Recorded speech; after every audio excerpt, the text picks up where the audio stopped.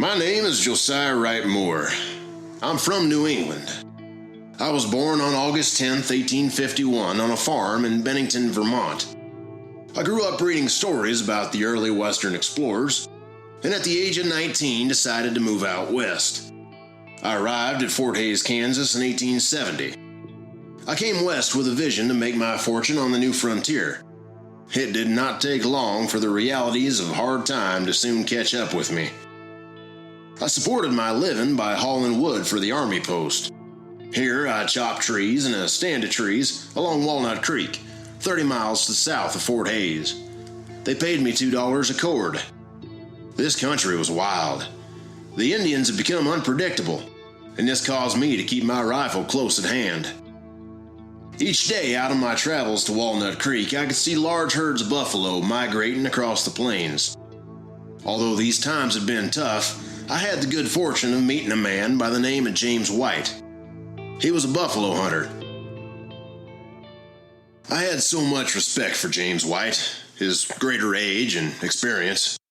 He was 20 years older than me. I remember the day I met him.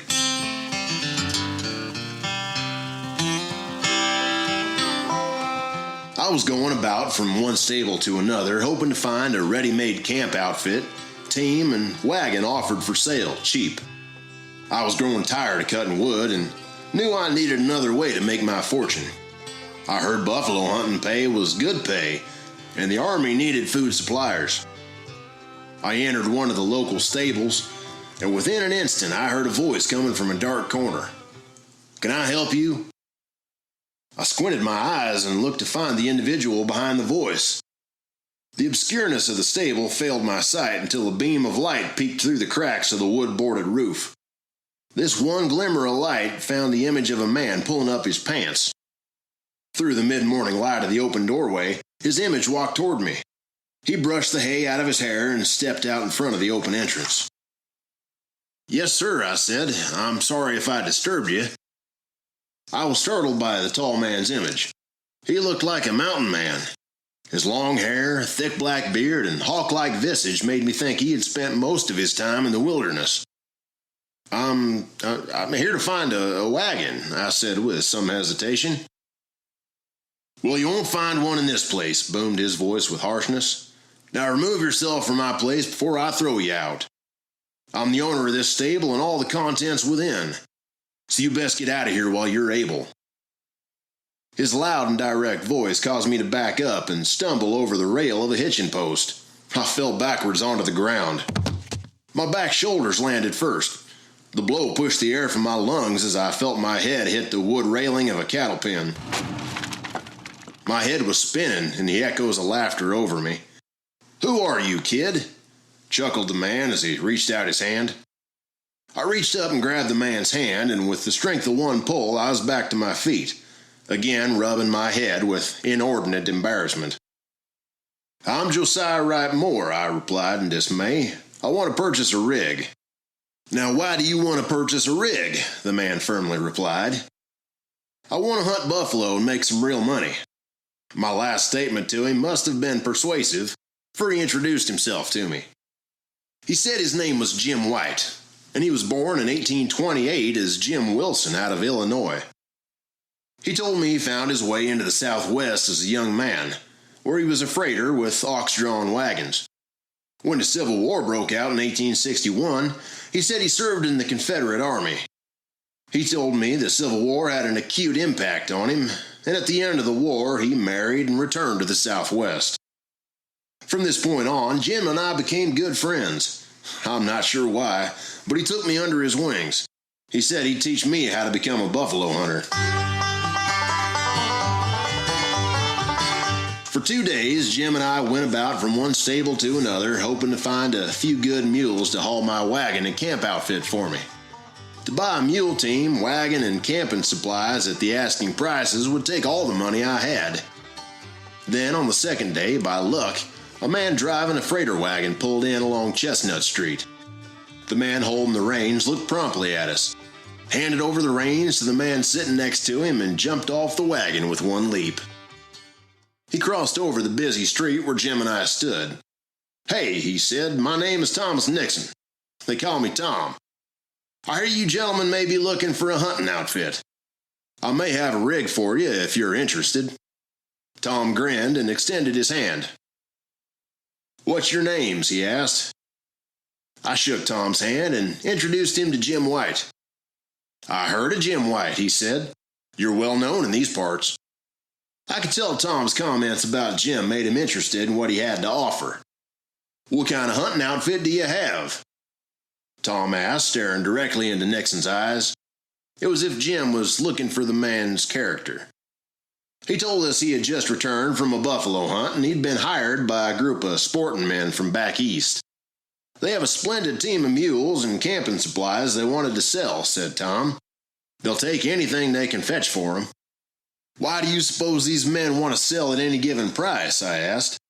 "Well," Tom took a deep breath and said, "I'd come to Fort Hays about a month ago to hunt buffalo meat for the Army. They told me they had already contracted out these jobs and did not need any additional help. Feeling somewhat dejected, we decided to go to the saloon to get over our disappointment when I ran into these Easterners. Well, luck had it these men had been looking for a guide. I persuaded them, me, Tom Nixon, and my partner A.C. Myers were just who they had been looking for." Tom paused for a minute, looked down, and kicked the dirt a few times. "Well, hell, I could not pass up a deal like this," Tom said. "These men had plenty of money, so these fellas from back east hired me to buy a team. I rigged up the whole hunting outfit for them and agreed to be their guide." Tom looked over across the street, pointing in the direction of his wagon. In the large freighter wagon sat a man holding the reins back on 12 mules. "They hired the two of us," clarified Tom. "Why don't you come over to my wagon and meet my partner?" Tom introduced us to his partner, A.C. Myers. Nixon told us they'd be interested in forming a four-man team and continue the hunt with Jim and I. He jumped onto the wagon, reached underneath the wooden planks of the seat, pulled out a circular, and handed it down to me. "I got this circular from these Easterners," Nixon said. "They handed them out to all the hunters."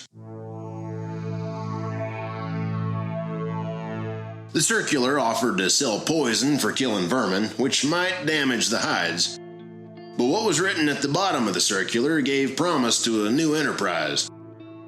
The buffalo hides could be sold to a dealer for $2.25 a hide if the directions on the circular were followed. The flyer listed several dealers who would buy the hides. The closest hide dealer registered was Charlie Rath, and he was setting up business in Osage City. Tom looked down from the wagon, reached over, and pulled the circular away from me. "Well, boys, are you interested in teaming up with Myers and me on this new enterprise?" Tom probed while stuffing the circular into his vest pocket. "If you jump in, I'll take you over to the stable so you can look at your new rig."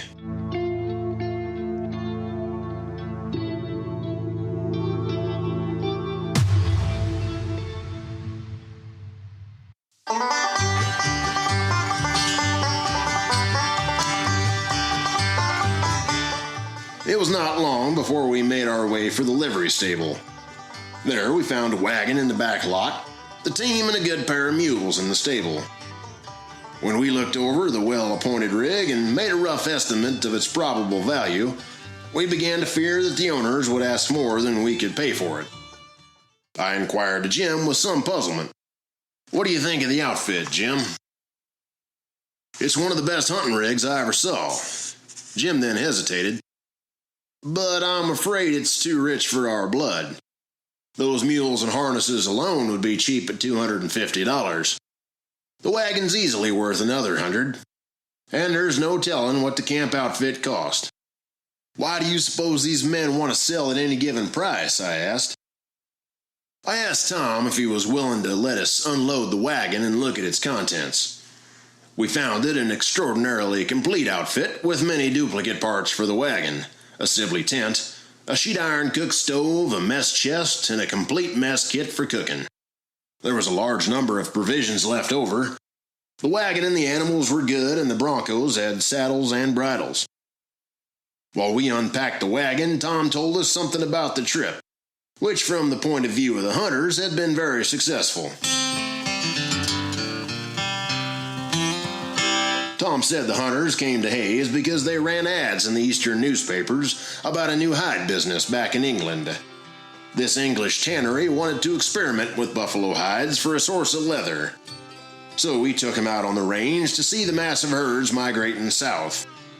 They became excited about what they saw and wanted to get back east to share the good news. By the time Tom finished his story, the examination of the outfit was completed. Tom inquired, "What do you think of the outfit, and what will you give me for the whole caboodle?" "It's a good rig and no mistake," I countered with a seemingly hopeless sigh. "But Jim and I are afraid we haven't money enough to buy it. The outfit was all right for our purposes, but we'll have to buy a good rifle, powder, and lead. I'm not sure if we'll have enough money left over after buying a team and camp outfit. To buy this outfit would clean us out." "Well," said Tom, "make a bid for what you can afford to give, not what it's worth. They don't expect to get what it's worth." "It sounds like a mighty small price, Tom, and I'm ashamed to make you the offer," I said hesitatingly.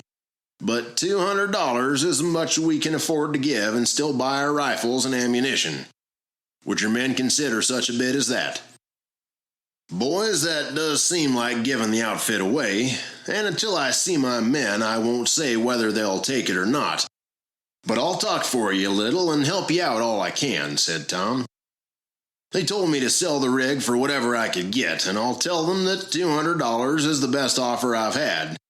It's the only one. If they say it's a go, the outfit's yours."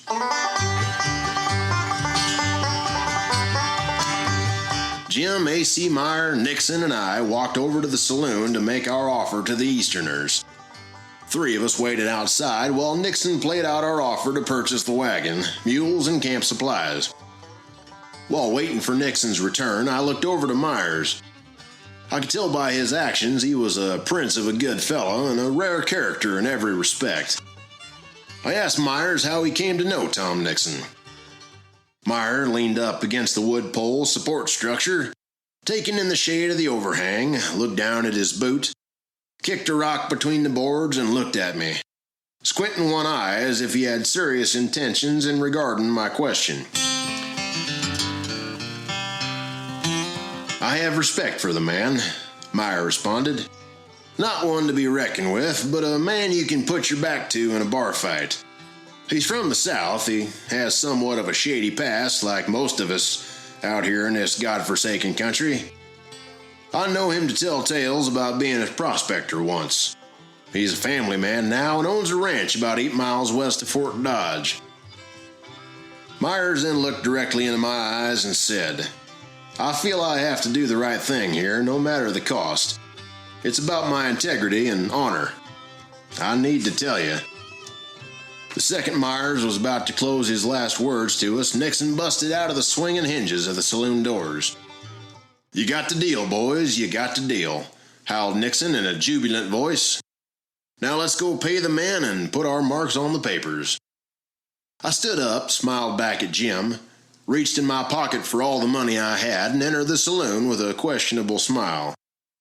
The 4 of us walked over to a table where the 3 well-dressed men sat.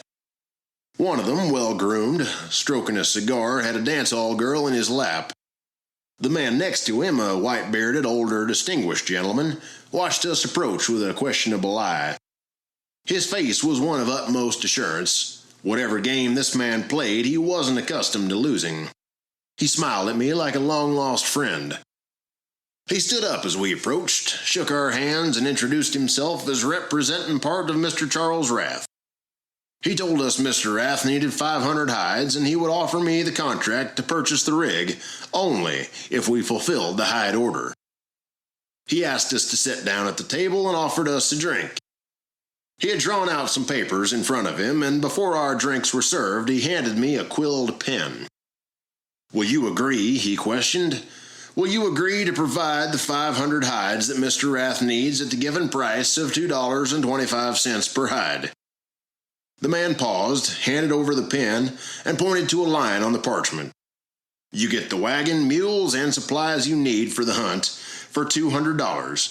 Plus, the money is split between the four of you for 500 hides. Jim, who sat next to me, placed his Spencer rifle across his chest. Damn, boy, get to signing. Give the man your money and let's get the hell out of here.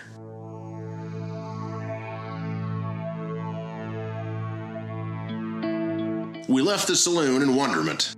I thought a little suspicious of the deal we had just made and wondered why they would allow us to pay just $200 for the rig.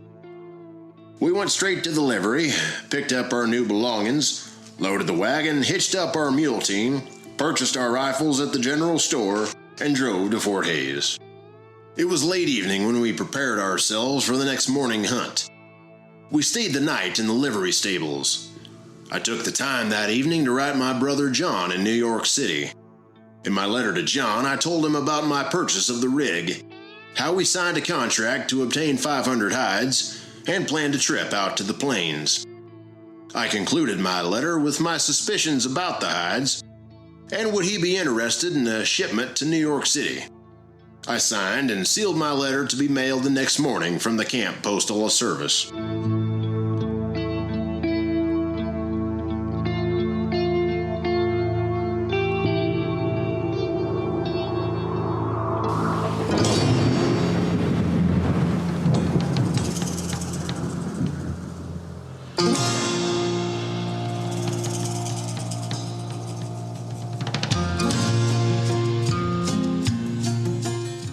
Our four-man, two-wagon team pulled out of Fort Hays in the early spring of 1871. On our second day out, we saw small bunches of buffalo among the low hills. It was a good sign. We found a location near the banks of the Saline River northwest of Fort Hays. The Saline River is a tributary of the Smoky Hill. The name Saline is French translation of Nemiska, meaning salty. Jim conveyed to me that this area of land was full of hostile Indians. He told me of an incident which occurred to a surveying crew of when they were attacked by 30 Cheyenne warriors. These 6 men had been surveying a route for the Union Pacific Railway in August of 1867. It appears these Cheyenne warriors did not like the idea of the construction of the iron rails for their homeland. Jim clarified as we drove along the riverbank. All 6 of the railroad workers had been killed in the attack. The Union Pacific became upset about the incident and called upon the 10th Cavalry to settle the Indian dispute. A second battle occurred when 38 Buffalo soldiers pursued the Cheyenne out of Fort Hays. Jim then laughed. The laugh came from Jim like something bigger was about to be said. Strained at first, stopping and starting. I could tell by his voice there was more to come from his story. Jim paused from his laughter. Well, it did not take long for those Cheyenne to muster up 400 warriors. Those Buffalo soldiers soon found their unit surrounded. Now this quick-thinking captain by the name of George Ames rapidly ordered his men to dismount and fight on foot. Ames ordered his men to form a compact defensive maneuver by forming a hollow square around the cavalry horses. They used this formation to march back to Fort Hays. The battle raged for 6 hours as the Buffalo soldiers fought off their attackers. That's a lot of shooting, I said. Yep, Jim responded. It was more of a smokescreen than a firefight. Jim laughed and explained. In a 13-mile march, those Buffalo soldiers shot off almost 2,000 rounds of ammunition and only killed 6 Indians. Sadly to say, those Indians were not any better at killing soldiers, for they only killed 1 Buffalo soldier.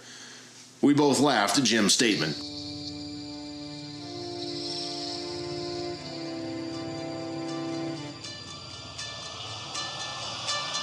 Yep, that Captain Ames was a smart thinker that day, Jim resolved by stating. He marched that Indian attack all but 10 miles back to Fort Hays. In fact, I think those Indians were so riled up that they may have gone inside the fort with him, but instead they just rode off.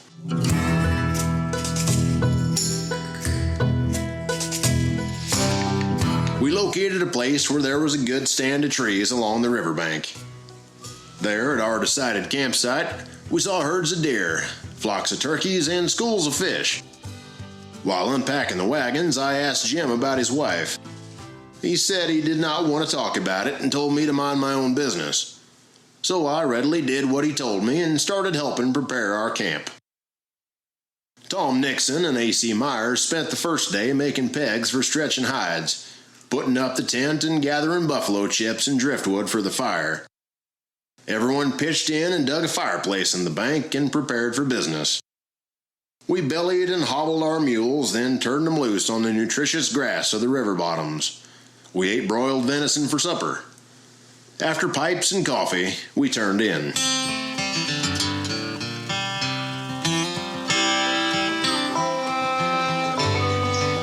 Then, later that night, Jim and I huddled over the remnants of an exhausted campfire. He had his share of whiskey that evening, keeping mostly to himself, and began rumbling about my question. The question about his wife. He stared into the low-glowing coals of the fire.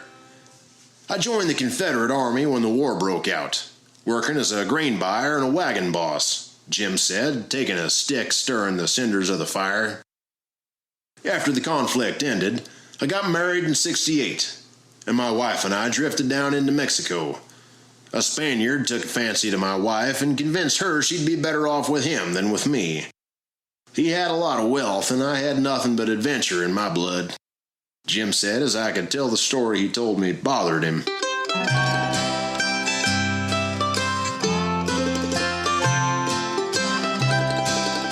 Jim shoved the stick deeper into the coals. The sparks from the cinder danced around us, and I could see the glow of the fire in Jim's eyes. I killed that rich Spaniard right in front of her, he said. I killed him dead, and 3 of his bodyguards who tried to stop me. Jim's statement brought me to silence as I knew Jim was in a rage of emotion, so I waited for his next words. They put out a reward for my head. A large reward offering me dead or alive, Jim said as he lay back and rested his head on the saddle next to him. That was the day I walked out of Mexico, 700 miles into Texas, with no horse, and changed my name to Wyatt.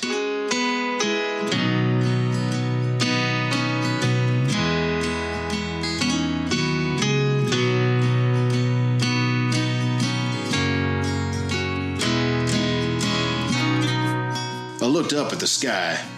The Big Dipper pointed to the North Star. The heavens above me shone brightly with glistening stars, but the smoke and the low-hanging mist from the creek gave me a sense of loneliness as Jim fell fast asleep.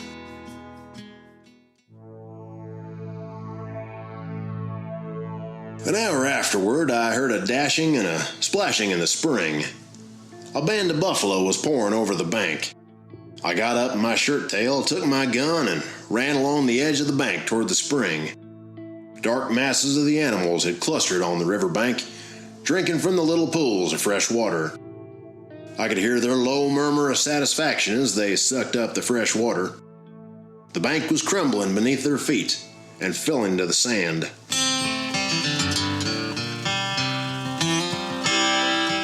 As we camped to leeward to the wind, the herd did not sense us. It was a cloudy night. They saw me and scattered. Most of them scrambled up the path leading to the top of the bank, and others darted over the sands.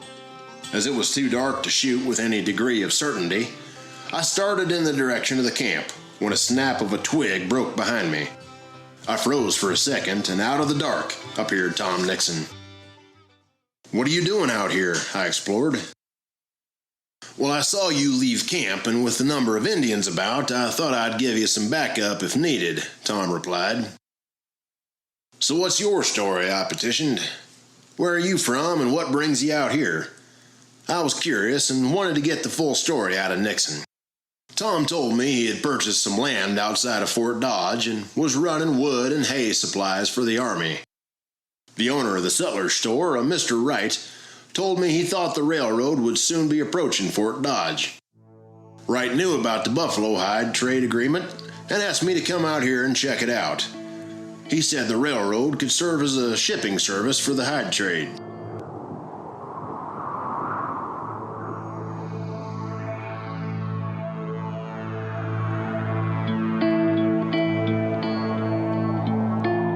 The next next day, Jim and I rode out 6 miles and found immense herds of buffalo. Tom Nixon and his partner drove out freighters just to the edge of the herd and waited for our signal. The country was ringed with sand hills covered with coarse grass, affording a fair cover while crawling on the herds. We found a good location and hid under the banks of the river. This was the day Wyatt taught me how to shoot from a stand. "Half the fun in killing buffalo is observing their curious actions," said Jim. "One day out on a hunt, I stuck my hat up and the entire herd gathered around it. They stared at it for hours. We moved a few feet down the riverbank as Jim pointed out a small herd approaching the edge of the creek. These creatures had not been given much intelligence. Their stupidity is most remarkable," Jim elaborated. "They're dumb, wary brutes and inclined to go off in wild stampedes if frightened. Almost anything could start a stampede. I've seen an old cow placidly grazing suddenly take it into her head that she was afraid of something. She'd start to run, immediately several thousand other buffalo would be running after her. They didn't know why, they didn't know where." Jim lowered his voice to a whisper as the herd moved closer to the banks of the river. "If one bison gets bogged, a half dozen others are pretty sure to fall in the trap. Now I want you to observe the calves." Jim stopped as I looked over at the herd. A bull was drinking from the creek and the calves ran along the creek bed. The calves are more suspicious than their parents.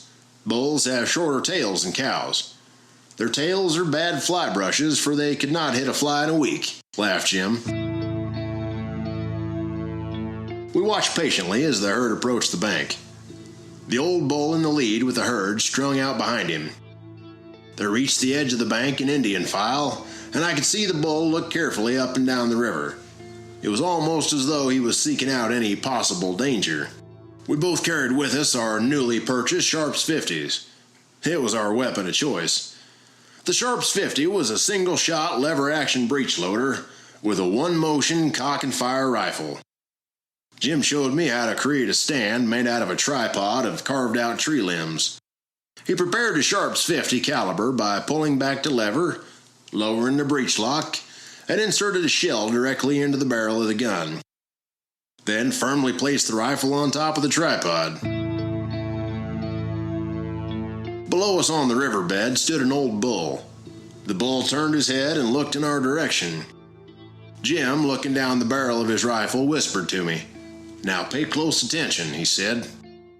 "When you take aim, you make an imaginary spot," Jim instructed. "This spot is vital, for you must judge the distance. Think about how far out you are in the arc of your bullet. Now feel the wind around you." Jim's voice went silent. The next sound after the flash of his muzzle was the boom of his rifle echoing through the canyon. The bull was down, hit under the fore shoulder. The force of the bullet was so great the bull pitched dead upon the sands at the brink of the river. Within seconds, another burst from Jim's rifle, and a calf was hit so hard the bullet screwed its tail as it fell to the grass. Then a third shot hurled from the Sharps 50 and hit the second bull. The stricken bull hit through the lungs, pawed at the ground, threw blood from the nostrils, and sank to the ground. The cow next to the calf started running up the river about 20 yards when the fourth shot rang out. The shot was ineffectual. The cow was still running as Jim leveled his rifle and brought her down with the next bullet. I looked over and watched Jim wet a cloth from his canteen. He swabbed the hot barrel of his 50 before he fired more rounds out into the range. The big brute stupidly watched, not being alerted by the boom of the rifle. The buffalo fell before us one by one under the sharpshooting eye of Jim Wyatt. Jim continued to fire a series of rounds. It was when I counted 40 buffalo all laid out when Jim jumped in from behind his stand. He waved to Tom Nixon below and shouted, "That should do it."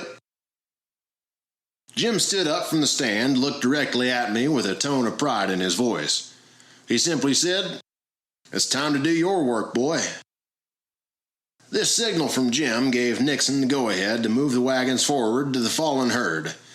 I watched Nixon and Myers jump from the wagons, pull their razor-sharp knives, approach the first down animal, and plant and rip the carcass down the belly. Next, they made cuts on inside each leg, then around the neck. By the time we reached Nixon and Myers, they had a rope tied to the neck of a half-skinned bull. A hitch formed around the saddle horn and peeled the beast straight back from head to tail.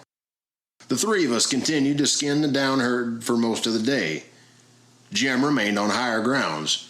He watched for possible threats from Indians who might be in the area.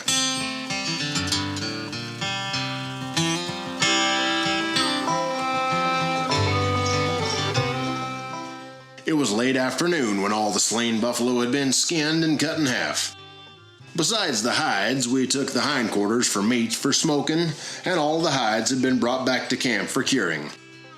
The buffalo meat sold for 3 cents a pound, and we needed the extra profit just in case our shipment of hides did not pan out. We had a good hunt that day, and unloaded the hindquarters at camp and dug a hole.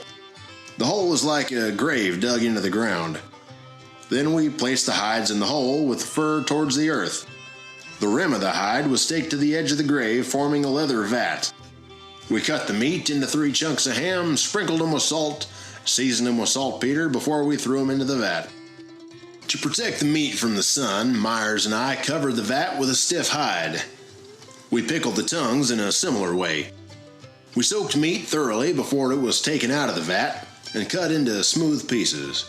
The smooth pieces were strung out along the bear grass. Myers and I then worked on constructing a smokehouse made out of hides to cure the meat we would later deliver to the post commissary. Tom and Jim unloaded the pelts. I took mental note on how they laid out the hides in rows, creating a hide yard.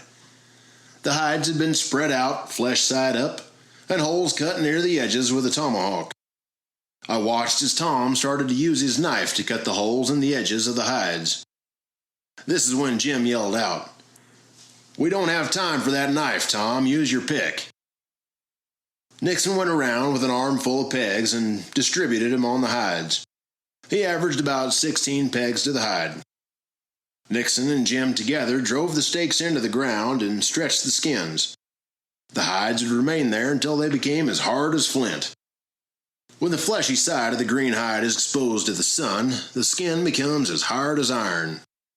Jim and Nixon sprinkled the hides with poison to finish the process. The poison would keep the bugs out of the hides. Next, we started our campfire to ready ourselves for the evening meal. The fire crackled in the corner of the campsite, projecting long shadows on the surrounding area. Our biggest concerns were not so much the evening meal, but Indians in the area. The campfire was an inviting sight, so I took the first watch. I moved across the stream on the other side of the creek bed and made cover behind a line of trees. There I looked back at the light cast by the flames. The flames danced across the dark trunks of the trees, twisting and curling in obscure shapes, and provided a small radius of light. I settled in against the trunk of a tree, and my eyes drifted to the horizon.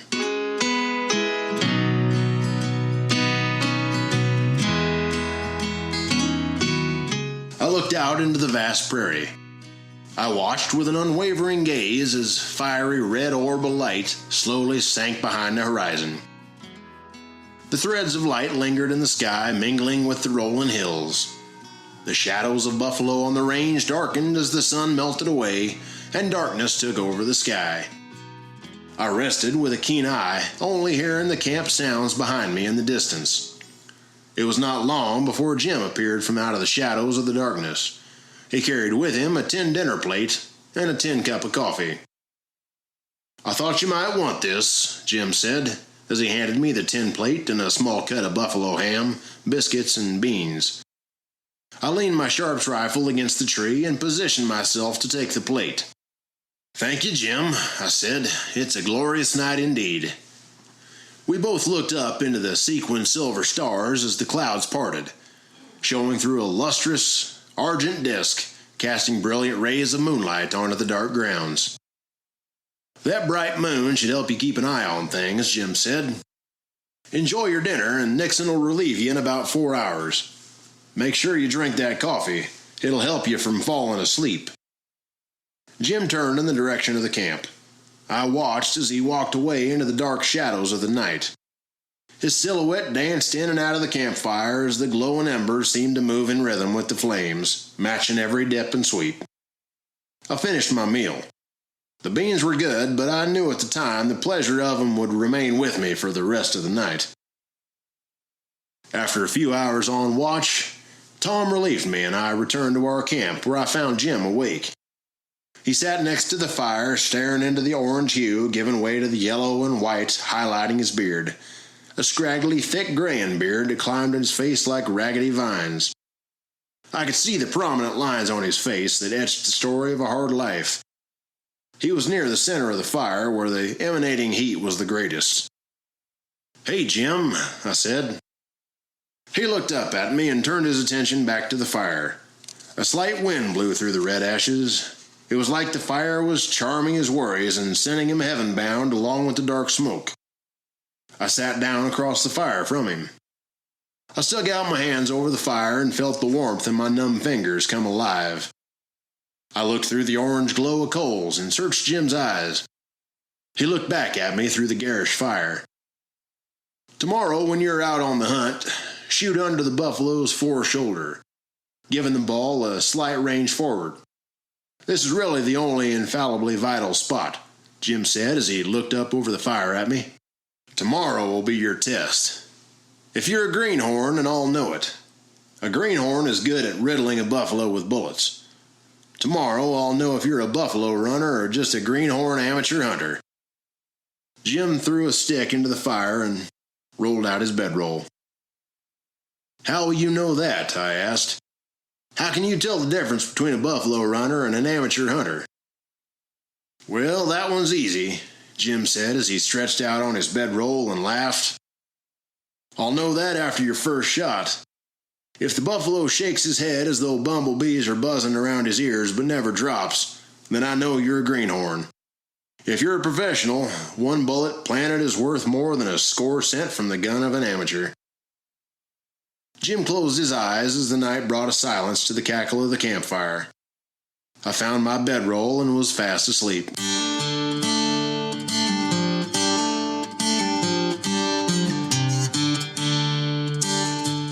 The next morning, bright and early, we were at work.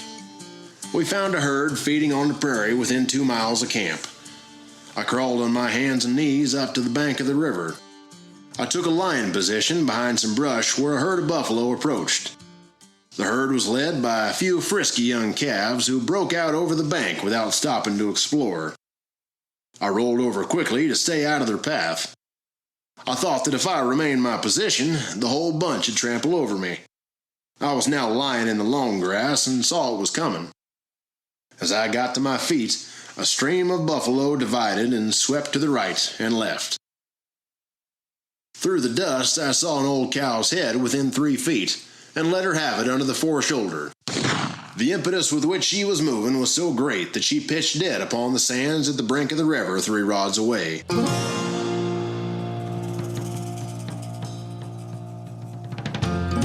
I looked over and saw Jim laughing at me.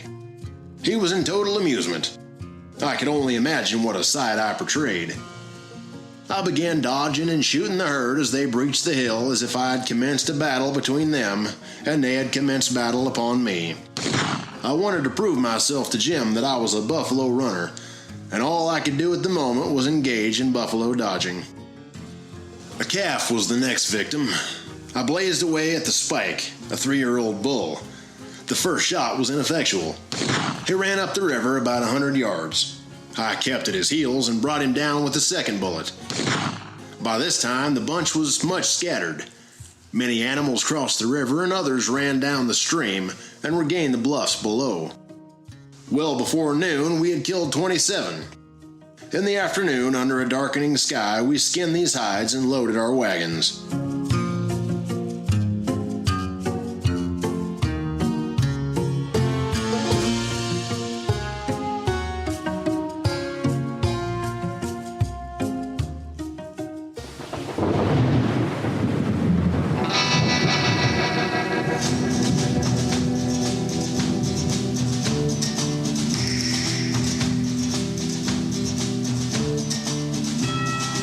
On our return trip to camp, the sky began to thicken. Black clouds sprawled across the sky, billowing in from the west. The air grew heavy, and stillness fell over the darkening prairie. Then out of the silence came a low cackle of thunder, echoing across the hills.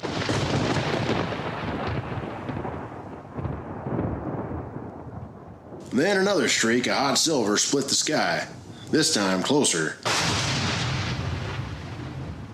The boom rolled across the valley. The herd became spooked. There was an instant stampede. The herd scattered, fan-like, stopping at a distance of 200 to 300 yards. I looked back over my shoulder, getting a glimpse of the standing herd when a bolt of lightning ripped behind a dark canvas. A luminous shock of white blinded me, and in an instant the graphite sky forked with a silvery radiance crackled to the ground, striking a bull with one brilliant light. A thunderous boom called its warning too late. The herd began to run. The one stricken bull lay burning in the dark hole of glowing ember. It was then I caught sight of a mass of dark objects. A second herd filled the horizon. The second herd was larger than the one standing below us. Tom, man in the big wagon 300 yards behind us, yelled out, "Buffaloes!" Then Tom fired a warning shot and bellowed out, "Stampede!" My brain jumped as Tom's distant blood-curdling howl made my hair stand on end. I watched anxiously as the land behind me was slowly transforming into a lethal running ground.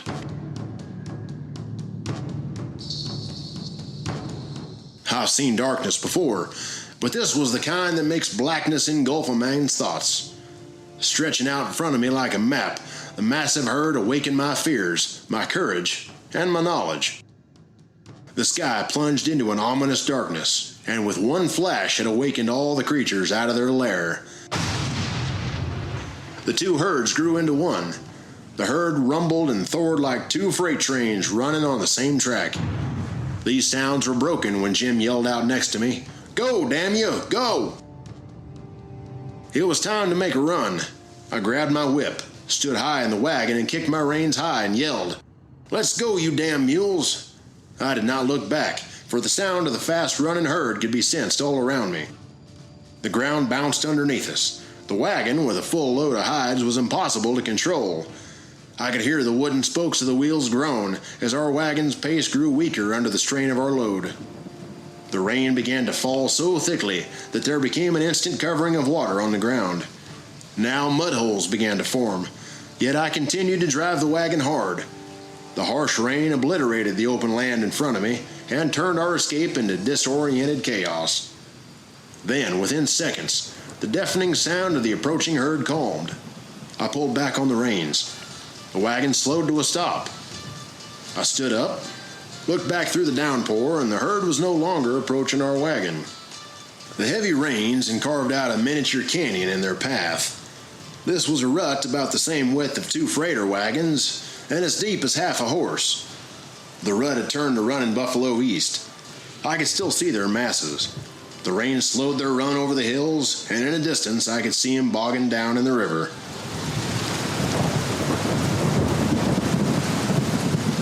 The next day we did not hunt. The rain had taken over the prairie, filling the wallows with water. The mud did not hinder our horses, so Jim and I decided to ride out on the prairie, this time northeast of our camp.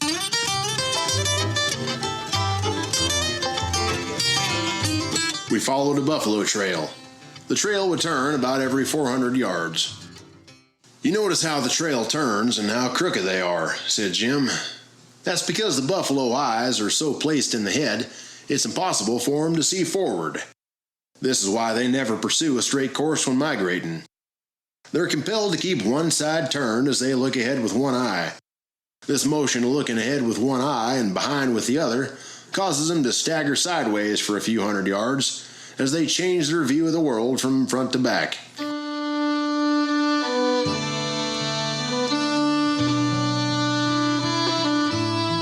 It was about 5 miles out on the buffalo trail when we witnessed hundreds of hides lying in waste, hides being spoiled by the rain.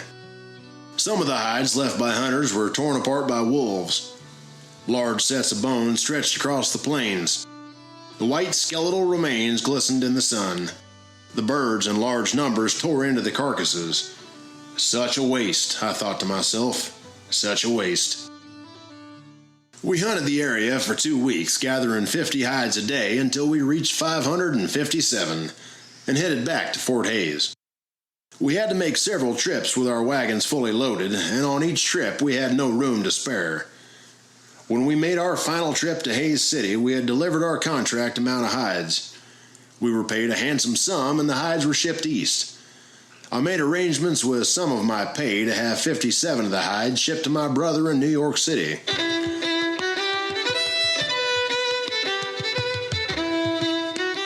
Jim left with Tom and A.C. Myers to hunt buffalo on the Arkansas River just south of Fort Dodge. At the end of the day, I walked alone into a saloon, sat and drank as the whiskey became the master of my thoughts. A new fate had taken a new turn. My emotions came like an unknown trail taking me somewhere different to the place I had not expected. I was now trained to be the perfect killer. My destination may not be glorious, but yet I had become a buffalo runner. My brother now held in his hands my destiny as a hide man.